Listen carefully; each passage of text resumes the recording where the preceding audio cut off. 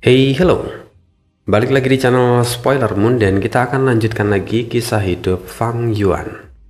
Di part sebelumnya, Fang Yuan itu sedang coba didekati oleh Sue Er. Sue Er punya misi dari sukunya untuk menjadikan Fang Yuan sebagai suaminya begitu.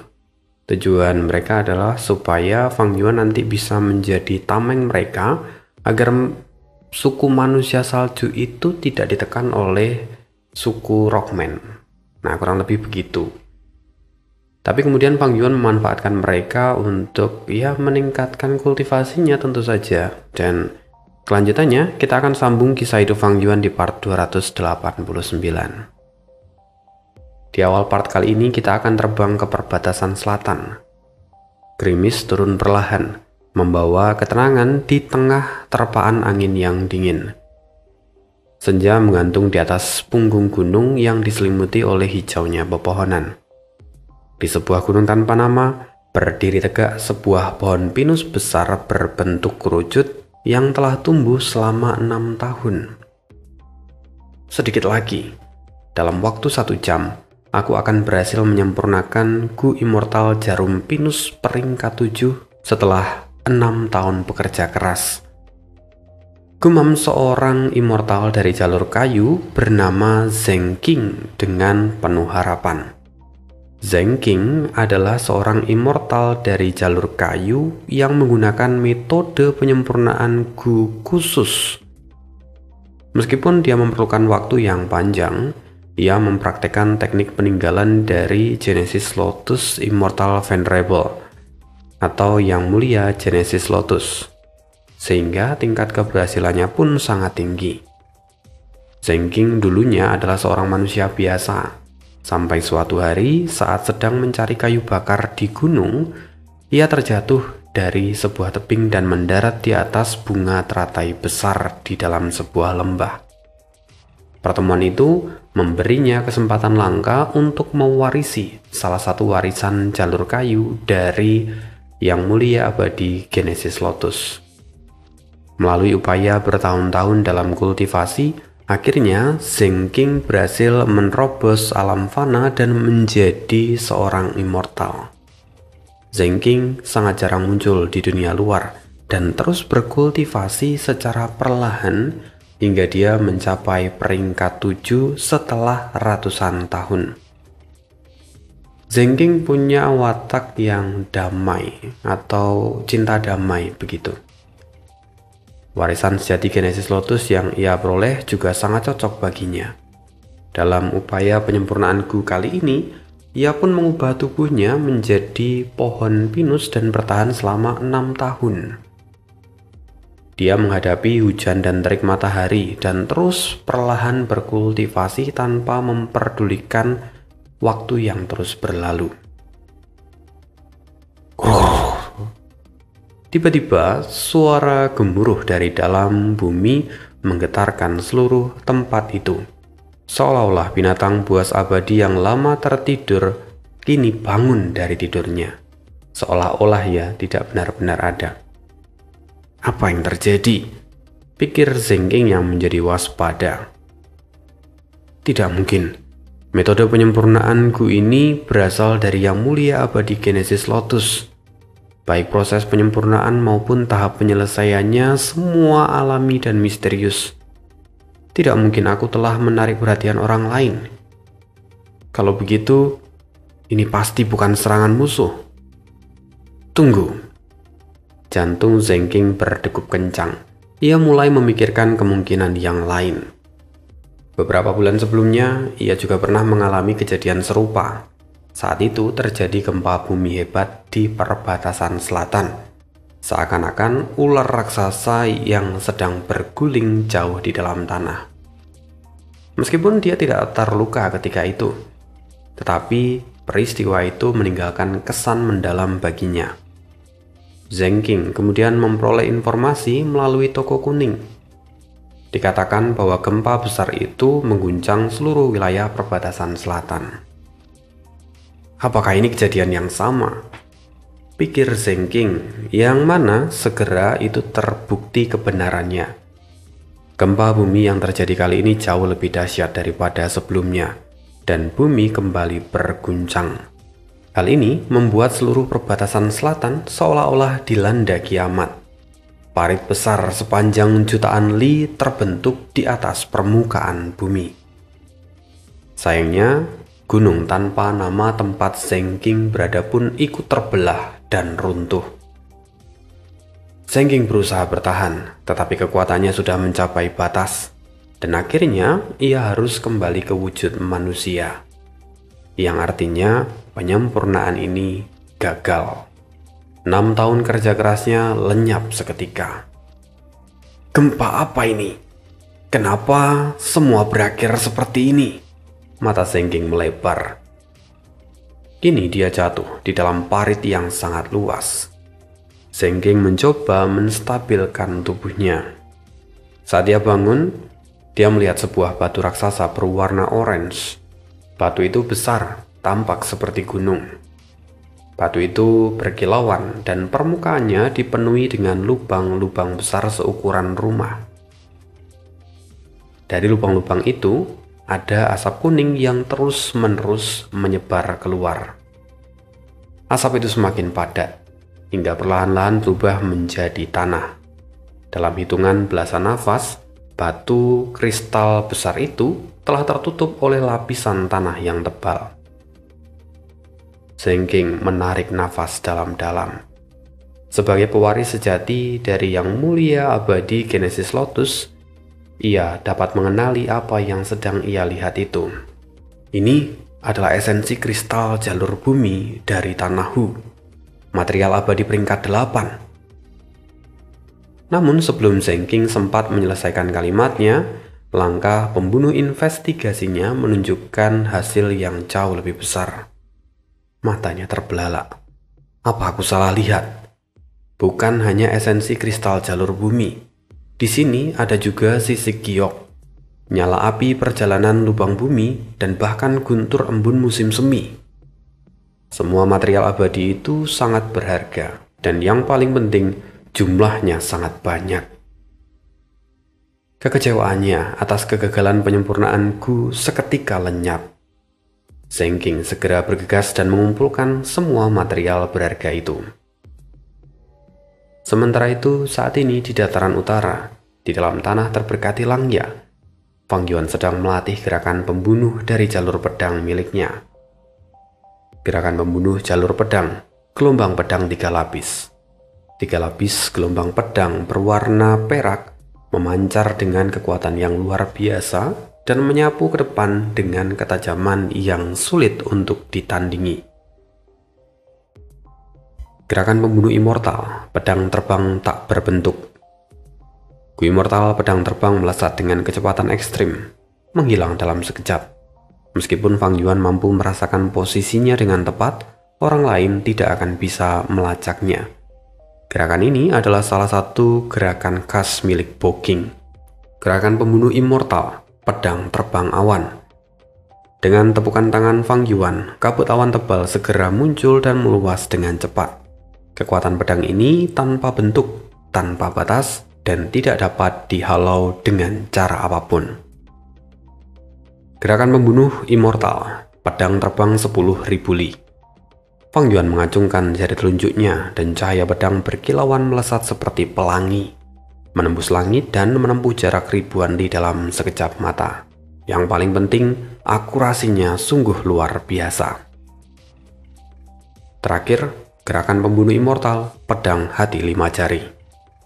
Fang Yuan kembali menepukkan tangannya dan meletakkan kedua telapak tangannya di depan dada. Jari-jari tangan kanannya melengkung seolah sedang menggenggam pedang tak kasat mata. Ia memegang tangan kanannya di atas kepala. Pertama, ia meluruskan ibu jarinya dan menghasilkan cahaya pedang yang tajam dan menembus awan di atas langit benua awan. Lalu ia memanjangkan telunjuk dan jari tengah, melepaskan 2 cahaya pedang berikutnya. Lalu, 2 jari terakhirnya tidak dapat digerakkan. Setelah melepaskan 3 cahaya pedang, Fang Yuan harus menghentikan gerakan pembunuh ini. Setelah beberapa latihan, Fang Yuan berdiri. Ia mulai merenungkan semua pengalaman berlatihnya hari ini. Selama beberapa hari aku telah menyelesaikan modifikasi gerakan pembunuh jalur pedang. Ada total 5 gerakan. Selain gelombang pedang 3 lapis dari Sekte Langya, 4 gerakan yang lain berasal dari Poking dan sudah kumodifikasi. Tetapi, dibandingkan dengan jalur kebijaksanaan, penguasaanku atas jalur pedang masih rendah. Ku Immortal jalur pedang yang kumiliki pun sangat terbatas. Jadi modifikasiku belum bisa meningkatkan kekuatannya dengan signifikan. Terutama gerakan terakhir, pedang H5 jari, yang dahulu dikenal sebagai jurus legendaris sepanjang sejarah. Aku hanya mampu menggunakan 3 cahaya pedang. Itu adalah batasanku saat ini. Dan kekuatan gerakan ini setara dengan puncak peringkat 7. Jika aku bisa menggunakan Gu Pedang Kebijaksanaan peringkat 8, kekuatan gerakan pembunuh jalur pedang ini seharusnya bisa mencapai peringkat 8. Sayang sekali, Gu Pedang Kebijaksanaan sangat sulit untuk dikendalikan karena membutuhkan esensi abadi peringkat 8. Saat ini, Fang Yuan masih belum mencapai peringkat 8, jadi dia tidak memiliki esensi abadi peringkat 8. Tapi meski begitu, Fang Yuan masih memiliki ruang besar untuk mengembangkan jalur pedang miliknya. Untuk saat ini, dia memang sudah mencapai batas, tetapi setelah jalur pedangnya berkembang, maka kekuatannya akan meningkat dengan signifikan. Akhirnya, Fang Yuan menyelesaikan latihannya, dan dia segera kembali ke Kota Awan untuk melanjutkan pengembangan apertur abadinya. Di dalam apertur abadinya, tepatnya di dataran utara Mini, salju turun dengan sangat deras. Udara membeku, salju menumpuk tebal dan suasana berubah drastis daripada sebelumnya. Di kejauhan, terlihat sebuah batu kristal sebesar gunung. Batu itu berwarna biru transparan dengan tekstur seperti kristal. Permukaannya dipenuhi dengan lubang besar dengan ukuran yang bervariasi.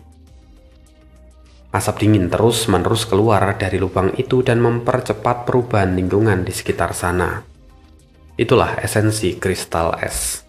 Material abadi peringkat 8 yang sangat langka, dan itu berasal dari domain terpencil surga dan bumi Hu dan hampir tidak pernah terlihat di pasar.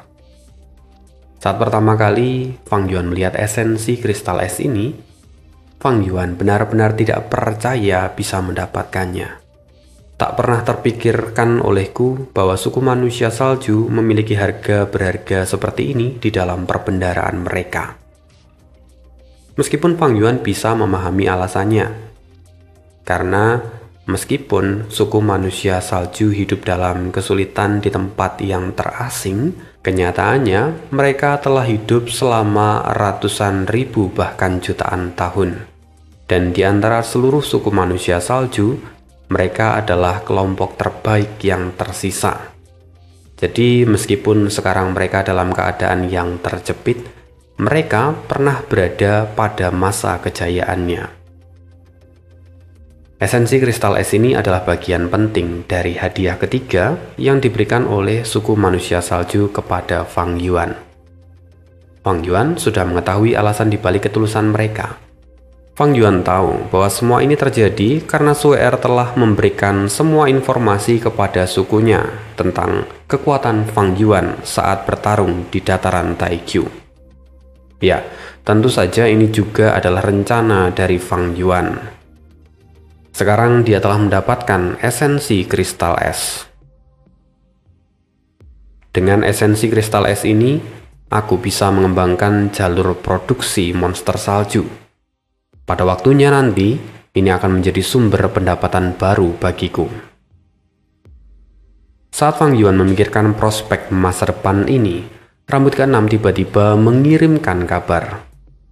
Pemimpin sekte, penyempurnaan Gu rahasia surgawi telah mencapai titik penting. Mohon untuk segera datang dan menyempurnakan Gu ini secara pribadi. Fokus Fang Yuan langsung teralihkan. Kalau dia berhasil menyempurnakan Gu rahasia surgawi, maka ia akan mampu memprediksi bencana dan kesengsaraan yang akan datang. Dan tentu saja, setiap kultivator Gu memahami betapa pentingnya kemampuan ini. Fang Yuan pun bergegas. Kini aula penyempurnaan Gu dipenuhi oleh cahaya putih yang menyilaukan. Cahaya itu begitu terang hingga tak seorang pun mampu menatapnya secara langsung. Aura yang berfluktuasi terombang-ambing di antara Gu fana dan Gu immortal, menandakan bahwa proses penyempurnaan Gu telah memasuki tahap yang paling krusial. Fang Yuan berdiri di pusat cahaya. Dia sepenuhnya tenggelam dalam konsentrasi. Di sampingnya rambut keenam tampak menatapnya dengan cemas. Waktunya sudah tiba, kata rambut keenam. Dia lalu segera menonaktifkan seluruh formasi Gu jalur perbaikan itu. Pada dasarnya, metode terbaik untuk menyempurnakan Gu rahasia surgawi adalah dengan teknik jalur cahaya. Jalur lain, meski dapat digunakan, hanya akan menambah kesulitan tanpa hasil yang sepadan. Bahkan beberapa jalur bisa memberikan dampak yang negatif. Dan pada tahap akhir ini, formasi Gu harus sepenuhnya dinonaktifkan. Gu immortal alias Fang Yuan harus menyelesaikan langkah ini secara pribadi. Inilah keunikan dalam penyempurnaan Gu rahasia surgawi. Hampir tidak ada Gu immortal lain yang memerlukan syarat semacam ini. Gu rahasia surgawi tidak dapat dikekang oleh aturan manapun. Penyempurnaannya hanya dapat terjadi ketika Gu itu berada dalam kondisi yang bebas. Dan tentu saja ini menjadi ujian besar bagi Gu immortal yang menyempurnakannya. Karena pada momen inilah, Gu immortal harus mengambil alih beban yang sebelumnya diemban oleh formasi abadi dan secara pribadi menuntaskan langkah terakhir dalam penyempurnaan. Namun, kendali itu tidak boleh berlebihan. Kalau terlalu berlebih, justru itu hanya akan menjadi batasan dan Gu rahasia surgawi pasti akan gagal disempurnakan. Langkah ini benar-benar menuntut keseimbangan yang sangat halus. Kerumitannya melampaui penjelasan. Hanya mereka yang pernah menjalaninya yang benar-benar memahami betapa sulitnya proses ini. Di tahap terakhir, pikiran Fang Yuan berpacu, mengolah strategi jalur kebijaksanaan untuk mengambil alih seluruh beban dari formasi abadi. Cahaya putih yang membutakan di sekelilingnya perlahan terkondensasi dan dikendalikan oleh Fang Yuan. Sedikit demi sedikit, cahaya itu membentuk lingkaran besar yang mengitari tubuh Fang Yuan. Awalnya hanya sinar samar yang terlihat, tetapi lambat laun cahaya itu mulai membentuk sebuah wujud. Dalam hitungan belasan nafas, cahaya di aula penyempurnaan kini telah kembali normal. Ada cincin besar seukuran rumah kini mengambang di atas udara. Fang Yuan berdiri tegak di pusatnya. Sementara rambut keenam tampak menahan nafas, matanya memancarkan kegembiraan. Gerakan pembunuh jalur perbaikan, cincin cahaya surgawi, akhirnya berhasil terbentuk. Namun, kita masih harus memutarnya 7 kali untuk menyelesaikan penyempurnaan ini. Akhirnya putaran pertama pun dimulai. Dengan kehendak Fang Yuan, cincin itu mulai berputar perlahan. Satu putaran itu berlangsung selama 15 menit sebelum akhirnya selesai. Dan dilanjutkan dengan putaran kedua. Mata Fang Yuan yang semula terpejam perlahan terbuka. Sorot matanya yang dalam seketika mendorong cincin itu untuk berputar lagi. Kali ini kecepatannya jauh lebih cepat, hanya 7 menit untuk satu putaran. Lalu putaran kedua pun selesai. Rambut keenam tampak mengepalkan tangannya dengan penuh kegembiraan. Putaran ketiga dimulai. Fang Yuan menarik nafas dalam-dalam. Ini bukan nafas biasa, melainkan menggunakan gerakan pembunuh jalur perbaikan untuk mensinkronkan nafasnya dengan cincin itu. Cincin kembali berputar, bahkan lebih cepat daripada sebelumnya dan selesai dalam sekejap mata. Putaran ketiga selesai. Jantung rambut keenam berdebar. Putaran keempat. Perlahan Fang Yuan membuka mulut dan mulai melantunkan nada panjang. Di bawah pengaruh resonansi suara, cincin itu berputar semakin cepat hingga putaran keempat selesai. Kita sudah melewati setengah dari 7 putaran, tapi tantangan sesungguhnya baru dimulai. Semakin cepat cincinnya, semakin sulit dikendalikan. Rambut keenam kini tampak berkeringat. Fang Yuan tidak gegabah dan melanjutkan putaran kelima. Walaupun ia sempat beristirahat sejenak, tapi dia melanjutkan penyempurnaan itu.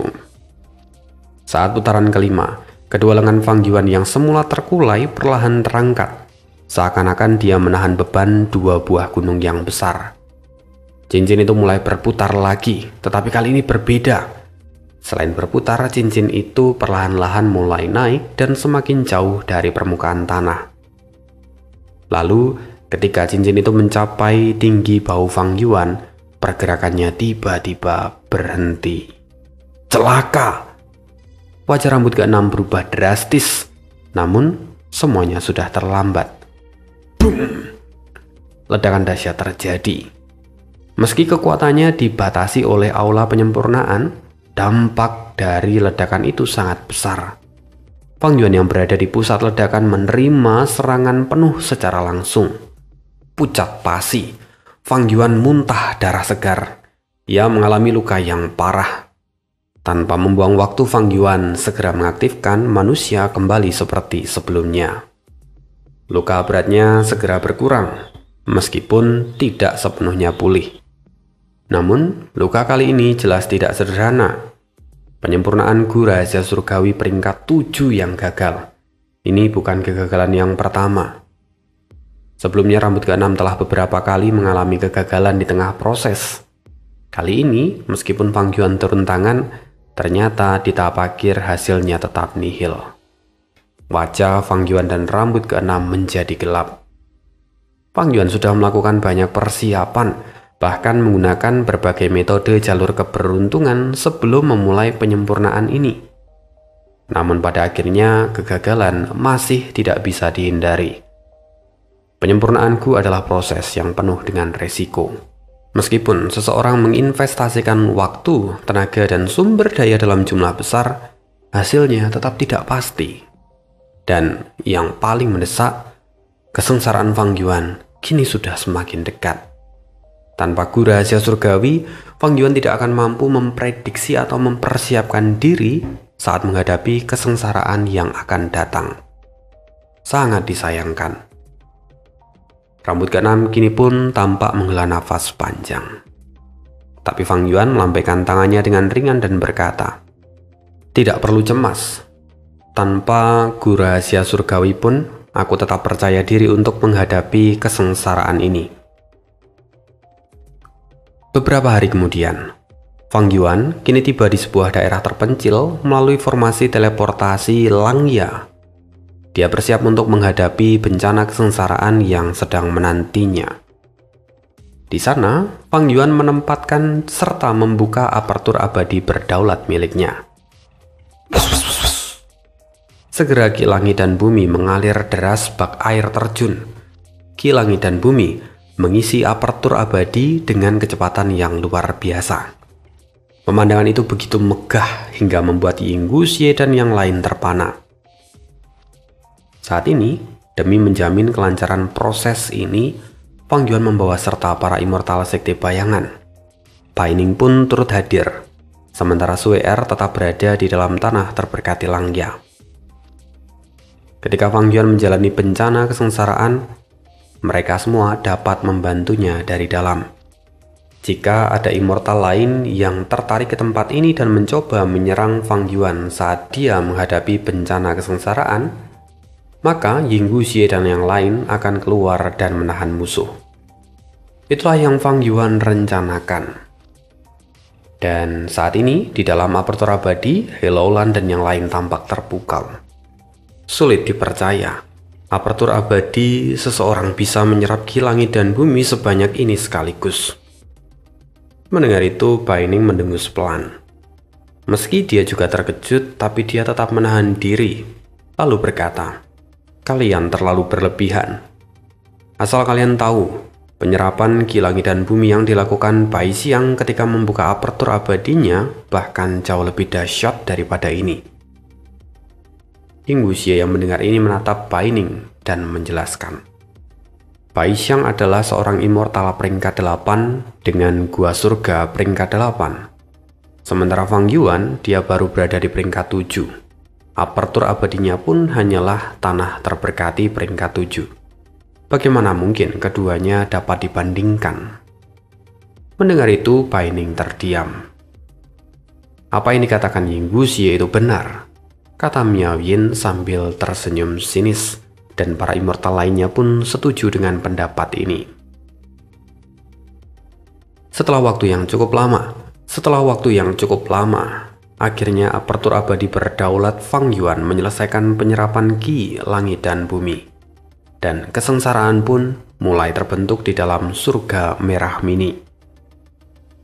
Tubuh Fang Yuan saat ini berada di dalam surga merah mini.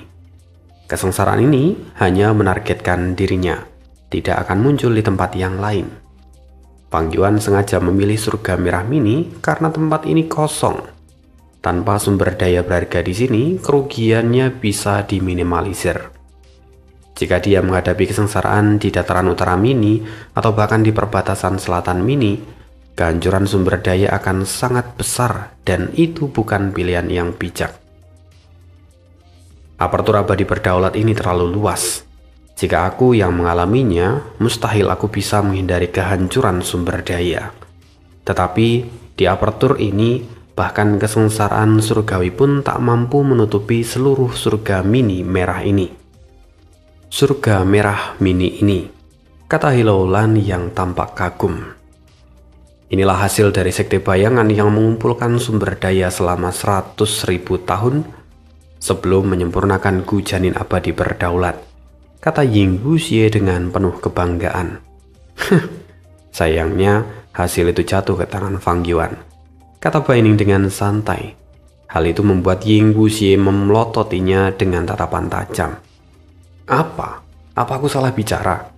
Kata Bai Ning yang kemudian menatapnya balik tanpa rasa takut. Ying Wuxie akhirnya menghela nafas panjang. Dia kemudian membuang muka dan berkata, bagaimanapun Gu Janin abadi berdaulat sekarang digunakan oleh Fang Yuan. Dia adalah pemimpin sekte bayangan, dan kita semua berada dalam satu kapal. Benar sekali, kata Bai Ning sambil tertawa. Suaranya benar-benar mengandung ejekan. Ying Wuxie kini mengabaikan dia dan memusatkan perhatiannya pada bencana kesengsaraan yang baru terbentuk. Kini di sekeliling Fang Yuan, kabut racun berwarna-warni mulai menyelimuti dirinya. Kabut itu menggelora dengan hebat dan terbagi menjadi 5 warna yang berbeda. Ini adalah kesengsaraan jalur racun, kata Bai itu. Ya, lebih tepatnya 5 kesengsaraan racun sekaligus, kata Ying Wuxie yang mengoreksi kata-kata Bai itu. Dan seperti yang dikatakan Ying Wuxie, kini kabut beracun segera memadat menjadi 5 ekor binatang buas raksasa. Seekor ular, kalajengking, laba-laba, kodok, dan kelabang. Kelima binatang buas itu mengepung Fang Yuan. Mereka tampak mengintimidasi, namun tidak langsung menyerang. Mereka terus mengumpulkan kekuatan. Tubuh mereka perlahan semakin besar. Melihat hal ini, Bai Ning tampak mengerutkan kening. Mengapa Fang Yuan belum menyerang mereka? Ini pertanyaan yang wajar, karena menyerang mereka saat ini itu adalah waktu yang sangat tepat. Kalau dibiarkan terlalu lama, maka kelima binatang buas itu akan menjadi semakin kuat. Tapi taktik Fang Yuan selalu berbeda dari kebanyakan orang. Ia justru menunggu hingga kelima monster itu mencapai kekuatan maksimal mereka. Dan ketika saatnya tiba, kelima binatang buas itu menerjang Fang Yuan dengan tubuh raksasa bak gunung. Bai Ning dan para immortal lainnya sampai menahan nafas. Kesengsaraan ini begitu kuat hingga membuat mereka hanya bisa menjadi penonton.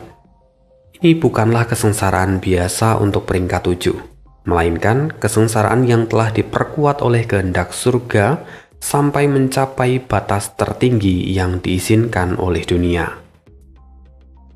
Namun meski begitu, tatapan Fang Yuan tampak meremehkan. Hanya ini, boom! Ledakan demi ledakan bergema berturut-turut. Para immortal menyaksikan dengan mata terbelalak saat Fang Yuan mengamuk di medan pertempuran dan menghancurkan kelima binatang buas beracun itu dengan serangan bertubi-tubi. Tak lama kemudian, kabut beracun sepenuhnya menghilang. Fang Yuan berdiri sendirian di tengah medan perang. Sosoknya bagaikan dewa iblis yang menguasai segala pertempuran.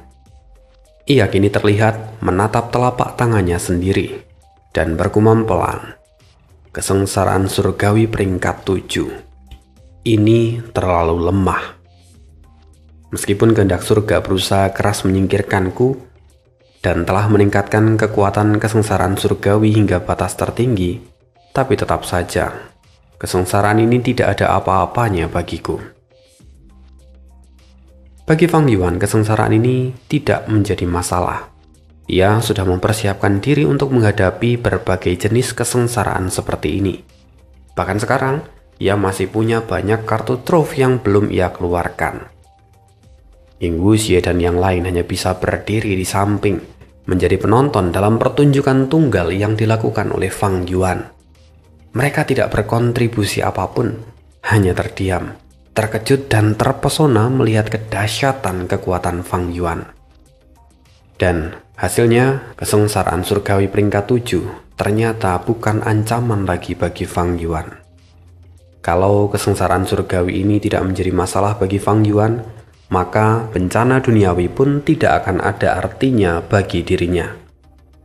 Satu-satunya yang belum bisa ia pastikan adalah kesengsaraan besar yang akan menantinya. Tingkat kesulitannya masih menjadi misteri. Karena ini adalah pertama kalinya Fang Yuan benar-benar menghadapi kesengsaraan surgawi peringkat 7. Level kultivasinya saat ini ia dapatkan dengan cara mencaplok apertur abadi orang lain. Dan ia mengambil level kultivasi mereka.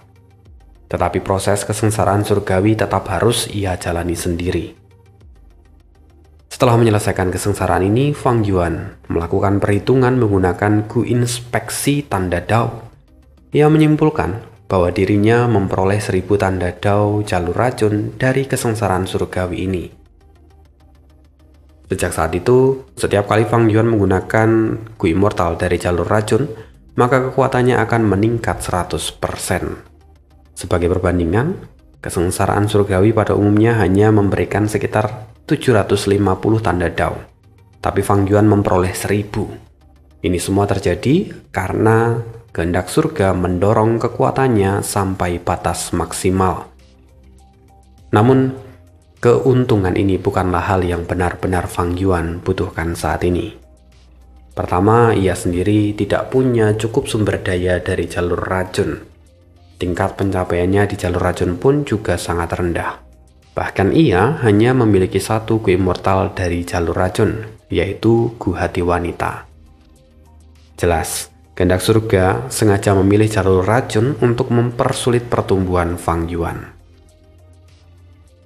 Fang Yuan berpikir, dalam kesengsaraan berikutnya kehendak surga mungkin akan dengan sengaja menurunkan kekuatan kesengsaraan surgawi sampai batas terendahnya. Fang Yuan sudah bisa menebak arah permainan ini. Kehendak surga pasti telah menyadari bahwa kesengsaraan surgawi itu hanya akan meningkatkan kekuatan Fang Yuan. Jadi, tentu kesengsaraan surgawi akan menguranginya supaya memperlambat perkembangan Fang Yuan.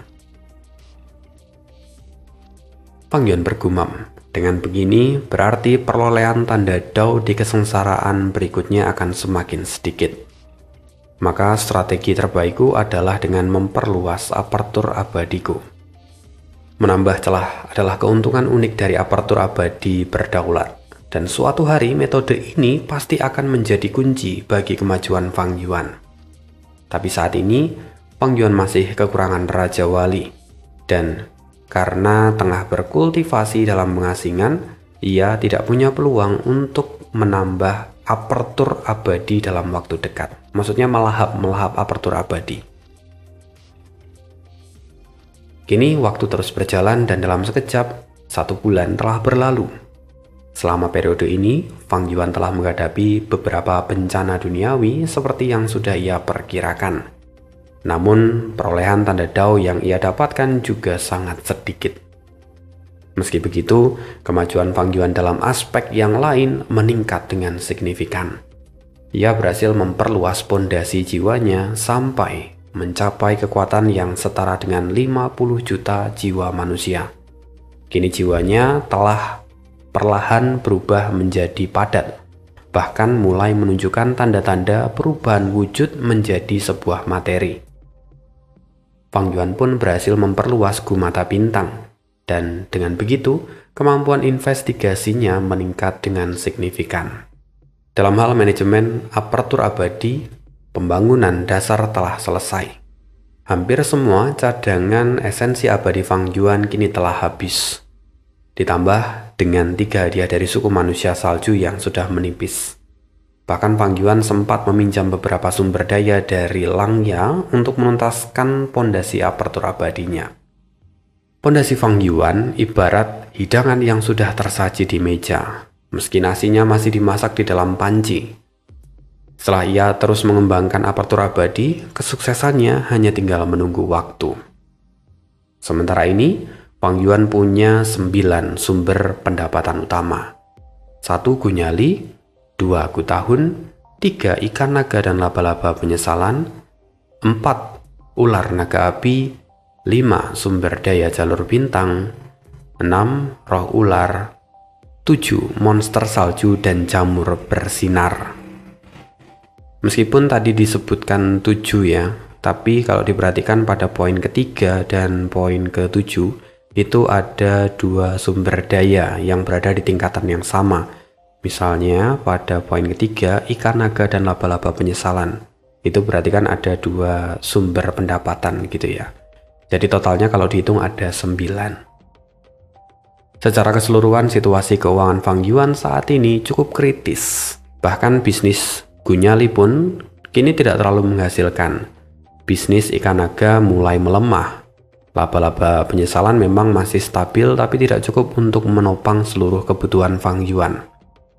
Ada ular naga api, sumber daya jalur bintang, dan roh ular lebih cocok untuk Gu Immortal peringkat 6. Namun juga jumlahnya terlalu kecil untuk Fang Yuan.